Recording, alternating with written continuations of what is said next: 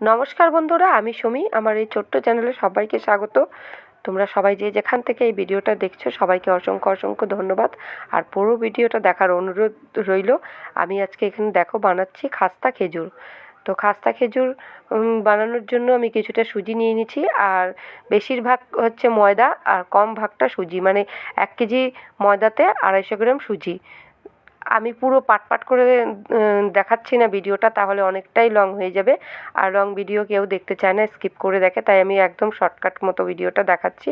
তোমরা যতটা বানাবে সেই পরিমাণ মতোই কিন্তু সব জিনিসগুলো নেবে। আমি কোনো জিনিসের পরিমাণ বলে দিলাম না, কারণ তোমরা এই খাস্তা খেজুর বানাতে প্রায় অনেকেই জানো।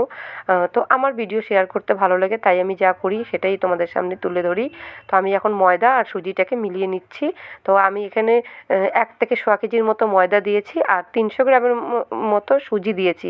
আর এখানে দেখো কাজু বাদাম, চিনেবাদাম আর হচ্ছে শুকনো খেজুর যেটা আছে সেটা একটু মিক্সিং জারে একটু আমি গুঁড়ো করে নিয়েছি। পুরো গুঁড়ো করিনি, যাতে একটু মুখে পড়লে ভালো লাগে, এরকমভাবে গুঁড়ো করেছি। আর এখানে আমি চিনিটাকেও গুঁড়ো করে নিয়েছি। চিনিটা একদম পাউডার করে দেইনি, পাউডার করে দিলে কিন্তু পুরো ময়দাটা মাখার পরে আঠা আঠা হয়ে যাবে। আর এখানে দেখো মৌরি কিছুটা আর হচ্ছে ছোটো এলাচের দানাগুলো নিয়েছি, সেটাকে একটু শুকনো খোলায় গরম করে নিয়েছি যাতে সেন্টটা ফ্লেভারটা ভালো আসে। আর চিনিটা গুঁড়ো করে হচ্ছে নিয়েছি এই কারণে, চিনির দানাটা বড় ছিল তার জন্য। আর হচ্ছে এখানে দেখো ঘি দিয়ে দিয়েছি আমি। পুরো ময়ামটাই কিন্তু আমি ঘিয়ে করব।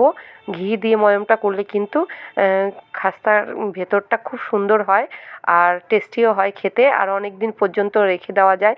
রিফাইনে ভাজলে কিন্তু বেশি দিন রেখে খাওয়া যায় না।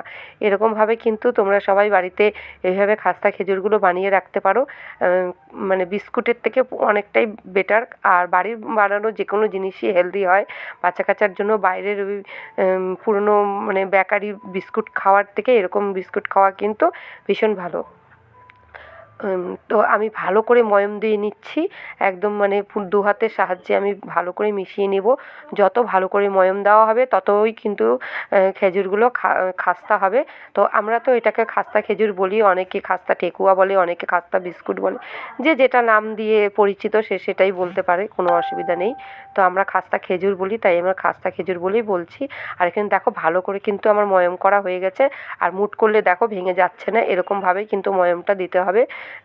তারপরে কিন্তু হচ্ছে জল অল্প অল্প করে জল দিয়ে মেখে মেখে করতে হবে। তো আমি অল্প অল্প করে এখন আমি জল দেবো, আর অল্প অল্প করে মাখবো, আর অল্প অল্প করে কিন্তু ভেজে নেব। তো মাঝখানে ভিডিওটা স্কিপ হয়ে গেছে, আমি অনেকগুলো আগে ভেজে নিয়েছি, তারপরে আবার লাস্টে তোমাদের সঙ্গে শেয়ার করছি। দেখো আমার অনেকটাই ভাজা হয়ে গেছে, বাকি এখন এতটা আছে। তো এটার মধ্যে এখন আমি একটু চিনির জল করে নিয়েছি, চিনির জলটা দেবো। প্রথমে যে চিনিটা দিয়েছিলাম তাতে কিন্তু মিষ্টিটা একটু কম হয়ে গেছিলো। প্রথমেরগুলো একটু কম কমই মিষ্টি হয়েছে, এবার কিন্তু একটু বেশি মিষ্টি দিয়ে বানাবো, তার জন্যই কিন্তু আমি আবার একটু চিনি জল করে নিয়েছিলাম। আর এখন যদি আমি ডাইরেক্ট চিনিটা দিয়ে দিই তাহলে কিন্তু ময়াম দেওয়ার আগে ডাইরেক্ট চিনিটা দেওয়া যায়, ময়াম করার পরে কিন্তু ডাইরেক্ট চিনিটা দিলে তাহলে কিন্তু খাস্তাগুলো নষ্ট হয়ে যাবে, পুড়ে পুড়ে যাবে, চিনিটা গলবে না। আর আমি তার জন্য একটু জল গরম করে চিনিটাকে একটু গুলিয়ে নিয়ে সেটা দিয়ে কিন্তু এখন ভালো করে মেখে নেব একদম। দেখো সুন্দর করে আমি এবার মেখে নিচ্ছি। তো দেখো এখানে আমার মাখা হয়ে গেছে। এবার কিন্তু আমি একদম এরকম করে গোল গোল করে আকার একটা শেপ দিয়ে দেবো, বিস্কুটের আকার। কেউ মানে লম্বাও শেপ দিতে পারো, যেমন ইচ্ছে তেমনভাবে শেপ দিতে পারো। আর এপাশে দুপাশে দুটো গ্যাস, আমি দুটো চুলাতে আমি কড়াই বসিয়ে দিয়েছি, কারণ অনেক টাইম লাগে এগুলো ভাজতে। একদম আস্তে আস্তে করে অল্প আঁচে কিন্তু ভাজতে হয়, আর আঁচটা যদি বেশি দিয়ে দেওয়া যায় তাহলে কিন্তু উপরটা হচ্ছে লাল হয়ে যাবে, আর ভেতরটা কিন্তু হচ্ছে কাঁচা কাঁচা থাকবে। আর দেখো একদম লো আছে কিন্তু এগুলো সুন্দর করে ডুবোর তেলে ভেজে নিতে হবে। খেতে কিন্তু অসাধারণ লাগে বন্ধুরা, খুবই ভালো লাগে। তোমরা একবার বাড়িতে অবশ্যই ট্রাই করবে, তেমন কিছুই লাগে না। তোমরা ঘিয়ের জায়গায় সাদা তেল দিয়েও ময়াম দিতে পারো, কিন্তু সাদা তেলের ময়ামের জিনিসটা বেশি দিন থাকে না। ঘিয়ের ময়ামের বিস্কিটটা কিন্তু বেশ মাস ভরেও রেখে খাওয়া যায়, এটা খুবই ভালো লাগে। তো দেখো আমার ভাজা হয়ে গেছে, এভাবে এভাবে কিন্তু আমি লাল লাল করে ভেজে নিয়েছি, আর আমি তুলেও নিয়েছি। বিস্কুটগুলো কিন্তু খুবই খাস্তা হয়েছিল, খুবই নরম হয়েছে, মানে খেতেও কিন্তু দারুণ হয়েছে।